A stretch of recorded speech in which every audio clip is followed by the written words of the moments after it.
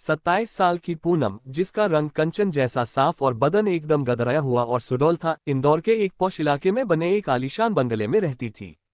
पूनम की चाल में एक ऐसी लचक थी कि देखने वाले अपनी पलकें झपकना भूल जाते थे। उसकी शादी शहर के एक बड़े व्यापारी अमित से हुई थी। अमित का ज्यादातर समय अपने व्यापार की मीटिंगों और दौरों में बीतता था, जिसकी वजह से पूनम को अक्सर अकेलेपन का सामना करना पड़ता था। पूनम के इस अकेलेपन और उसकी सुडौल देह की चाहत को अमित समझ ही नहीं पा रहा था। वह उसे महंगे गहने और साड़ियां तो ला देता, पर वह वक्त नहीं दे पाता था जिसकी रंजना जैसी जवान महिला को तलाश थी। ये कहानी आप देश के किस शहर से सुन रहे हैं, कमेंट करके जरूर बताइएगा, जिससे हमें पता तो चले कि हमारी आवाज कहां तक पहुंच रही है। अब कहानी में आगे बढ़ते हैं। पूनम के बंगले की पहली मंजिल पर एक 23 साल का युवक राहुल किराए पर रहता था। राहुल देखने में बेहद आकर्षक और फुर्तीला था। वह अपनी पढ़ाई के लिए शहर आया था और अक्सर सीढ़ियों पर पूनम से उसका आमना सामना होता। राहुल जब भी पूनम को अपनी भरी हुई रेशमी साड़ियों में देखता तो उसके मन में हलचल मच जाती। पूनम की नशीली आंखें और उसके अंगों का उभार राहुल को अपनी ओर खींचने लगा था।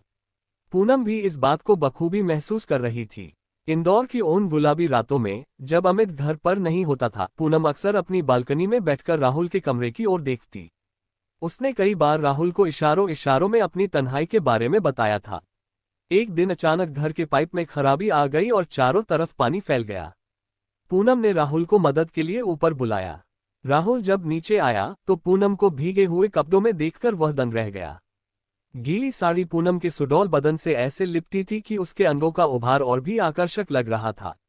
पूनम ने राहुल से पाइप ठीक करने में मदद मांगी और जानबूझकर उसके करीब खड़ी हो गई। राहुल ने पाइप तो ठीक कर दिया, पर वह पूनम की नजदीकी से खुद को नहीं बचा सका। पूनम ने बहुत ही कोमल अंदाज में राहुल का हाथ पकड़ लिया और अपनी तन्हाई का वास्ता देने लगी। राहुल की जवानी और पूनम के गदराए बदन की खुशबू ने मर्यादा की सारी दीवारें गिरा दी। उस दोपहर बंगले के बंद दरवाजों के पीछे एक ऐसा रिश्ता शुरू हुआ जिसकी भनक अमित को बिल्कुल नहीं थी। अब अमित के दफ्तर जाते ही राहुल नीचे आ जाता। पूनम उसके लिए तरह तरह के पकवान बनाती और दोनों घंटों एक दूसरे के साथ गुजारते। रंजना को राहुल की बाहों में वो एहसास मिलता जो अमित कभी नहीं दे पाया। पूनम राहुल को महंगे तोहफे और पैसे भी देने लगी थी। राहुल को लगा कि उसकी तो किस्मत खुल गई है। वह पढ़ाई छोड़ अब बस पूनम के साथ वक्त बिताने और उसकी जरूरतों को पूरा करने में लगा रहता। पर मोहल्ले की कुछ औरतें अब इस मकान मालकिन और किराएदार की नजदीकियों पर बातें करने लगी थीं। उन्हें अजीब लगता था कि राहुल का ज्यादातर समय नीचे वाले हिस्से में ही क्यों बीतता है। पूनम को इन सब बातों की कोई परवाह नहीं थी। वह तो बस राहुल के उस कच्चे स्पर्श और उसकी तारीफों में अंधी हो चुकी थी। उसे लग रहा था कि अमित को कभी इस बात का पता नहीं चलेगा। एक बार अमित ने अचानक अपने दौरे से वापस आने का फैसला किया। उसने सोचा कि वह पूनम को सरप्राइज देगा, पर उसे क्या पता था कि घर पहुंचते ही उसे अपनी जिंदगी का सबसे बड़ा सदमा मिलने वाला है। अमित जब घर पहुंचा तो उसने देखा कि हॉल में राहुल के जूते पड़े हैं। वह दबे पांव अपने बेडरूम की ओर बढ़ा। दरवाजा थोड़ा सा खुला था और अंदर से पूनम और राहुल की खिलखिलाहट सुनाई दे रही थी। अमित ने जैसे ही दरवाजा खोला, उसकी आंखों के सामने अंधेरा छा गया। पूनम और राहुल एक दूसरे के बेहद करीब थे। पूनम की नीली साड़ी बेतरतीब थी और वह राहुल की गोद में बैठी मुस्कुरा रही थी। अमित का गुस्सा 7वें आसमान पर पहुंच गया। उसने चिल्लाकर राहुल को दूर फेंका और पूनम की ओर नफरत भरी नजरों से देखा। पूनम का चेहरा एकदम सफेद पड़ गया और वह अपनी साड़ी संभालने लगी। राहुल वहां से भागने की कोशिश करने लगा, पर अमित ने उसे पकड़ लिया और उसकी जमकर पिटाई की। पूनम रोती रही, माफी मांगती रही, पर अमित के कान अब बंद हो चुके थे। उसके 7 साल का विश्वास टूट चुका था। अमित की दहाड़ ने पूरे बंगले की शांति को भंग कर दिया। पूनम, जिसे अपनी सुंदरता और ऐशो आराम पर बड़ा घमंड था, आज फटेहाल जमीन पर पड़ी। अमित के जूतों को पकड़कर गिड़गिड़ा रही थी। राहुल, जो अब तक पूनम का चहेता बना हुआ था, अपनी जान बचाने के लिए रेंगता हुआ दरवाजे की ओर भाग रहा था। पूनम की वो सुडौल काया, जिसकी तारीफ में राहुल रोज कसीदे पढ़ता था, अब कांप रही थी। अमित ने राहुल को सीढ़ियों से नीचे धक्का दे दिया और उसका सारा सामान बालकनी से नीचे सड़क पर फेंक दिया। इंदौर की उस पॉश कॉलोनी में अब तमाशा सरेआम हो चुका था। ये कहानी आप देश के किस शहर से सुन रहे हैं, कमेंट करके जरूर बताइएगा, जिससे हमें पता तो चले कि हमारी आवाज कहां तक पहुंच रही है। अब कहानी में आगे बढ़ते हैं। पड़ोस के लोग अपने घरों से बाहर निकल आए थे। जो लोग पूनम को शहर की सबसे भाग्यशाली और सुशील बहू मानते थे, आज वही उसकी ओर उंगली उठाकर गंदी बातें कर रहे थे। अमित ने गुस्से में पूनम के जेवर और उसकी महंगी साड़ियां अलमारी से निकालकर बाहर फेंक दी। उसने दहाड़ते हुए कहा कि जिस घर को मैंने मंदिर समझा था, उसे तुमने अपनी गंदी हरकतों से अपवित्र कर दिया। पूनम के पास अपनी सफाई में कहने के लिए कोई शब्द नहीं थे। राहुल, जो किराएदार बनकर आया था, वह रातों रात शहर छोड़कर भाग गया। अमित ने उसी रात पूनम के पिता को फोन लगाया और साफ शब्दों में कह दिया कि अपनी बेटी को यहां से ले जाओ, वरना अंजाम बुरा होगा। पूनम के घरवाले जब वहां पहुंचे तो शर्म के मारे उनका सिर झुक गया। समाज की नजरों में अब पूनम एक बदचलन औरत बन चुकी थी। पूनम को उस आलीशान बंगले से निकालकर उसके मायके के एक छोटे से कमरे में छोड़ दिया गया। अमित ने तलाक की अर्जी दे दी और अपने बिजनेस में इतना डूब गया कि उसने फिर कभी किसी रिश्ते पर भरोसा नहीं किया। उसका भरा पूरा संसार उजड़ चुका था। राहुल की पढ़ाई और उसका भविष्य दोनों बर्बाद हो गए। पूनम अब रोज आईने में खुद को देखती है और अपनी उस जवानी को कोसती है जिसके लालच में आकर उसने अपना सब कुछ दांव पर लगा दिया था। उसे समझ आया कि क्षणिक सुख कभी स्थायी सुकून नहीं दे सकता। इंसान की एक भूल उसे उम्र भर का दाग दे जाती है। पूनम की कहानी उन सब के लिए एक चेतावनी है जो रिश्तों की पवित्रता को भूलकर गलत रास्तों पर कदम रखते हैं। इंदौर के उस बंगले में आज भी सन्नाटा है जो एक धोखे की गवाही देता है। 27 साल की पूनम, जिसका रंग कंचन जैसा साफ और बदन एकदम गदराया हुआ और सुडौल था, इंदौर के एक पॉश इलाके में बने एक आलीशान बंगले में रहती थी। पूनम की चाल में एक ऐसी लचक थी कि देखने वाले अपनी पलकें झपकना भूल जाते थे। उसकी शादी शहर के एक बड़े व्यापारी अमित से हुई थी। अमित का ज्यादातर समय अपने व्यापार की मीटिंगों और दौरों में बीतता था, जिसकी वजह से पूनम को अक्सर अकेलेपन का सामना करना पड़ता था। पूनम के इस अकेलेपन और उसकी सुडौल देह की चाहत को अमित समझ ही नहीं पा रहा था। वह उसे महंगे गहने और साड़ियां तो ला देता, पर वह वक्त नहीं दे पाता था जिसकी रंजना जैसी जवान महिला को तलाश थी। ये कहानी आप देश के किस शहर से सुन रहे हैं, कमेंट करके जरूर बताइएगा, जिससे हमें पता तो चले कि हमारी आवाज कहां तक पहुंच रही है। अब कहानी में आगे बढ़ते हैं। पूनम के बंगले की पहली मंजिल पर एक 23 साल का युवक राहुल किराए पर रहता था। राहुल देखने में बेहद आकर्षक और फुर्तीला था। वह अपनी पढ़ाई के लिए शहर आया था और अक्सर सीढ़ियों पर पूनम से उसका आमना सामना होता। राहुल जब भी पूनम को अपनी भरी हुई रेशमी साड़ियों में देखता तो उसके मन में हलचल मच जाती। पूनम की नशीली आंखें और उसके अंगों का उभार राहुल को अपनी ओर खींचने लगा था। पूनम भी इस बात को बखूबी महसूस कर रही थी। इंदौर की उन गुलाबी रातों में जब अमित घर पर नहीं होता था, पूनम अक्सर अपनी बालकनी में बैठकर राहुल के कमरे की ओर देखती। उसने कई बार राहुल को इशारों इशारों में अपनी तन्हाई के बारे में बताया था। एक दिन अचानक घर के पाइप में खराबी आ गई और चारों तरफ पानी फैल गया। पूनम ने राहुल को मदद के लिए ऊपर बुलाया। राहुल जब नीचे आया तो पूनम को भीगे हुए कपड़ों में देखकर वह दंग रह गया। गीली साड़ी पूनम के सुडौल बदन से ऐसे लिपटी थी कि उसके अंगों का उभार और भी आकर्षक लग रहा था। पूनम ने राहुल से पाइप ठीक करने में मदद मांगी और जानबूझकर उसके करीब खड़ी हो गई। राहुल ने पाइप तो ठीक कर दिया, पर वह पूनम की नजदीकी से खुद को नहीं बचा सका। पूनम ने बहुत ही कोमल अंदाज में राहुल का हाथ पकड़ लिया और अपनी तन्हाई का वास्ता देने लगी। राहुल की जवानी और पूनम के गदराए बदन की खुशबू ने मर्यादा की सारी दीवारें गिरा दी। उस दोपहर बंगले के बंद दरवाजों के पीछे एक ऐसा रिश्ता शुरू हुआ जिसकी भनक अमित को बिल्कुल नहीं थी। अब अमित के दफ्तर जाते ही राहुल नीचे आ जाता। पूनम उसके लिए तरह तरह के पकवान बनाती और दोनों घंटों एक दूसरे के साथ गुजारते। रंजना को राहुल की बाहों में वो एहसास मिलता जो अमित कभी नहीं दे पाया। पूनम राहुल को महंगे तोहफे और पैसे भी देने लगी थी। राहुल को लगा कि उसकी तो किस्मत खुल गई है। वह पढ़ाई छोड़ अब बस पूनम के साथ वक्त बिताने और उसकी जरूरतों को पूरा करने में लगा रहता। पर मोहल्ले की कुछ औरतें अब इस मकान मालकिन और किराएदार की नजदीकियों पर बातें करने लगी थीं। उन्हें अजीब लगता था कि राहुल का ज्यादातर समय नीचे वाले हिस्से में ही क्यों बीतता है। पूनम को इन सब बातों की कोई परवाह नहीं थी। वह तो बस राहुल के उस कच्चे स्पर्श और उसकी तारीफों में अंधी हो चुकी थी। उसे लग रहा था कि अमित को कभी इस बात का पता नहीं चलेगा। एक बार अमित ने अचानक अपने दौरे से वापस आने का फैसला किया। उसने सोचा कि वह पूनम को सरप्राइज देगा, पर उसे क्या पता था कि घर पहुंचते ही उसे अपनी जिंदगी का सबसे बड़ा सदमा मिलने वाला है। अमित जब घर पहुंचा तो उसने देखा कि हॉल में राहुल के जूते पड़े हैं। वह दबे पांव अपने बेडरूम की ओर बढ़ा। दरवाजा थोड़ा सा खुला था और अंदर से पूनम और राहुल की खिलखिलाहट सुनाई दे रही थी। अमित ने जैसे ही दरवाजा खोला, उसकी आंखों के सामने अंधेरा छा गया। पूनम और राहुल एक दूसरे के बेहद करीब थे। पूनम की नीली साड़ी बेतरतीब थी और वह राहुल की गोद में बैठी मुस्कुरा रही थी। अमित का गुस्सा सातवें आसमान पर पहुंच गया। उसने चिल्लाकर राहुल को दूर फेंका और पूनम की ओर नफरत भरी नजरों से देखा। पूनम का चेहरा एकदम सफेद पड़ गया और वह अपनी साड़ी संभालने लगी। राहुल वहां से भागने की कोशिश करने लगा, पर अमित ने उसे पकड़ लिया और उसकी जमकर पिटाई की। पूनम रोती रही, माफी मांगती रही, पर अमित के कान अब बंद हो चुके थे। उसके 7 साल का विश्वास टूट चुका था। अमित की दहाड़ ने पूरे बंगले की शांति को भंग कर दिया। पूनम, जिसे अपनी सुंदरता और ऐशो आराम पर बड़ा घमंड था, आज फटेहाल जमीन पर पड़ी। अमित के जूतों को पकड़कर गिड़गिड़ा रही थी।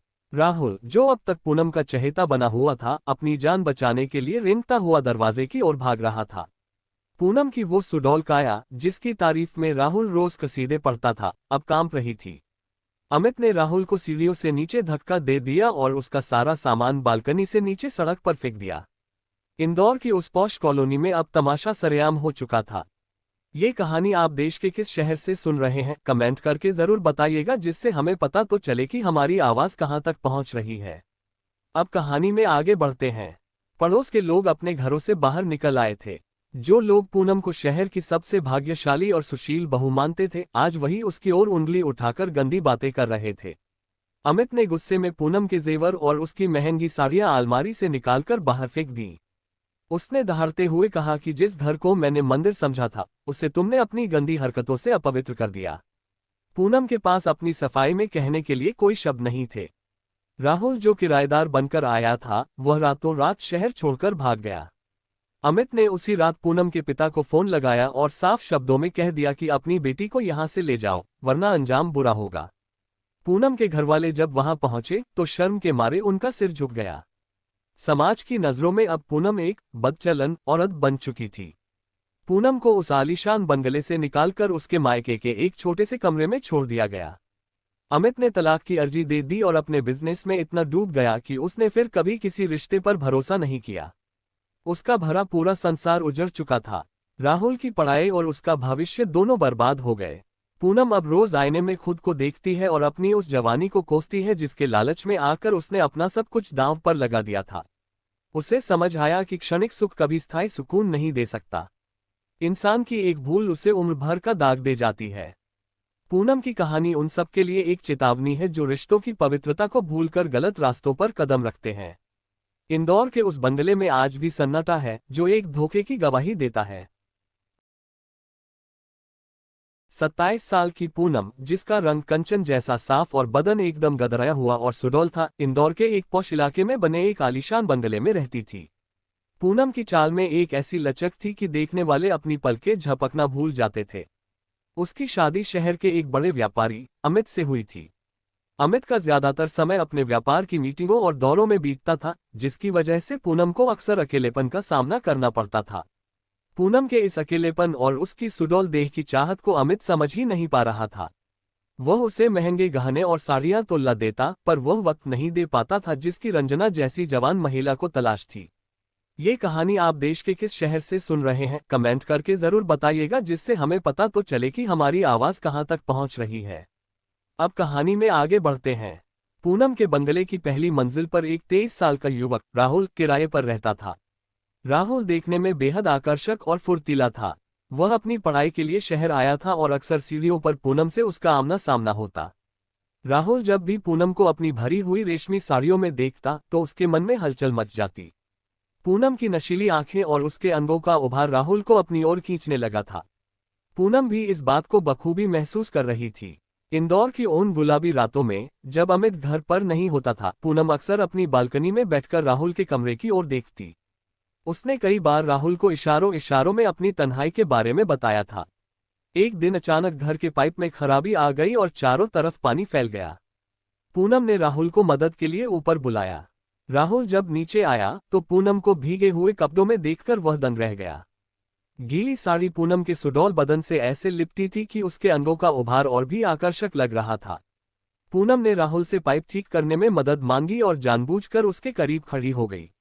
राहुल ने पाइप तो ठीक कर दिया, पर वह पूनम की नजदीकी से खुद को नहीं बचा सका। पूनम ने बहुत ही कोमल अंदाज में राहुल का हाथ पकड़ लिया और अपनी तन्हाई का वास्ता देने लगी। राहुल की जवानी और पूनम के गदराए बदन की खुशबू ने मर्यादा की सारी दीवारें गिरा दी। उस दोपहर बंगले के बंद दरवाजों के पीछे एक ऐसा रिश्ता शुरू हुआ जिसकी भनक अमित को बिल्कुल नहीं थी। अब अमित के दफ्तर जाते ही राहुल नीचे आ जाता। पूनम उसके लिए तरह तरह के पकवान बनाती और दोनों घंटों एक दूसरे के साथ गुजारते। रंजना को राहुल की बाहों में वो एहसास मिलता जो अमित कभी नहीं दे पाया। पूनम राहुल को महंगे तोहफे और पैसे भी देने लगी थी। राहुल को लगा कि उसकी तो किस्मत खुल गई है। वह पढ़ाई छोड़ अब बस पूनम के साथ वक्त बिताने और उसकी जरूरतों को पूरा करने में लगा रहता। पर मोहल्ले की कुछ औरतें अब इस मकान मालकिन और किराएदार की नजदीकियों पर बातें करने लगी थीं। उन्हें अजीब लगता था कि राहुल का ज्यादातर समय नीचे वाले हिस्से में ही क्यों बीतता है। पूनम को इन सब बातों की कोई परवाह नहीं थी। वह तो बस राहुल के उस कच्चे स्पर्श और उसकी तारीफों में अंधी हो चुकी थी। उसे लग रहा था कि अमित को कभी इस बात का पता नहीं चलेगा। एक बार अमित ने अचानक अपने दौरे से वापस आने का फैसला किया। उसने सोचा कि वह पूनम को सरप्राइज देगा, पर उसे क्या पता था कि घर पहुंचते ही उसे अपनी जिंदगी का सबसे बड़ा सदमा मिलने वाला है। अमित जब घर पहुंचा तो उसने देखा कि हॉल में राहुल के जूते पड़े हैं। वह दबे पांव अपने बेडरूम की ओर बढ़ा। दरवाजा थोड़ा सा खुला था और अंदर से पूनम और राहुल की खिलखिलाहट सुनाई दे रही थी। अमित ने जैसे ही दरवाजा खोला, उसकी आंखों के सामने अंधेरा छा गया। पूनम और राहुल एक दूसरे के बेहद करीब थे। पूनम की नीली साड़ी बेतरतीब थी और वह राहुल की गोद में बैठी मुस्कुरा रही थी। अमित का गुस्सा सातवें आसमान पर पहुंच गया। उसने चिल्लाकर राहुल को दूर फेंका और पूनम की ओर नफरत भरी नजरों से देखा। पूनम का चेहरा एकदम सफेद पड़ गया और वह अपनी साड़ी संभालने लगी। राहुल वहां से भागने की कोशिश करने लगा, पर अमित ने उसे पकड़ लिया और उसकी जमकर पिटाई की। पूनम रोती रही, माफी मांगती रही, पर अमित के कान अब बंद हो चुके थे। उसके 7 साल का विश्वास टूट चुका था। अमित की दहाड़ ने पूरे बंगले की शांति को भंग कर दिया। पूनम, जिसे अपनी सुंदरता और ऐशो आराम पर बड़ा घमंड था, आज फटेहाल जमीन पर पड़ी। अमित के जूतों को पकड़कर गिड़गिड़ा रही थी। राहुल, जो अब तक पूनम का चहेता बना हुआ था, अपनी जान बचाने के लिए रेंगता हुआ दरवाजे की ओर भाग रहा था। पूनम की वो सुडौल काया, जिसकी तारीफ में राहुल रोज कसीदे पढ़ता था, अब कांप रही थी।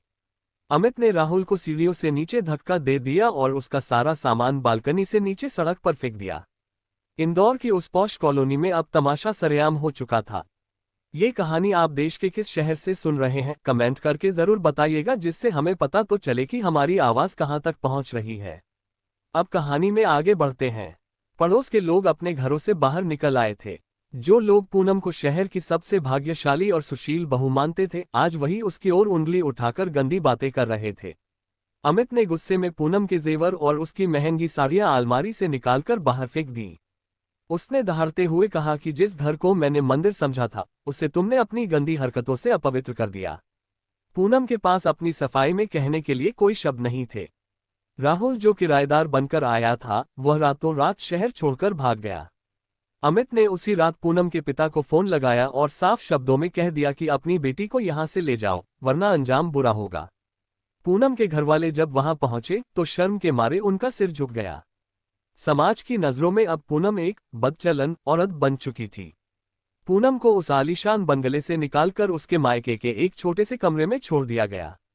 अमित ने तलाक की अर्जी दे दी और अपने बिजनेस में इतना डूब गया कि उसने फिर कभी किसी रिश्ते पर भरोसा नहीं किया। उसका भरा पूरा संसार उजड़ चुका था। राहुल की पढ़ाई और उसका भविष्य दोनों बर्बाद हो गए। पूनम अब रोज आईने में खुद को देखती है और अपनी उस जवानी को कोसती है जिसके लालच में आकर उसने अपना सब कुछ दांव पर लगा दिया था। उसे समझ आया कि क्षणिक सुख कभी स्थायी सुकून नहीं दे सकता। इंसान की एक भूल उसे उम्र भर का दाग दे जाती है। पूनम की कहानी उन सब के लिए एक चेतावनी है जो रिश्तों की पवित्रता को भूलकर गलत रास्तों पर कदम रखते हैं। इंदौर के उस बंगले में आज भी सन्नाटा है जो एक धोखे की गवाही देता है।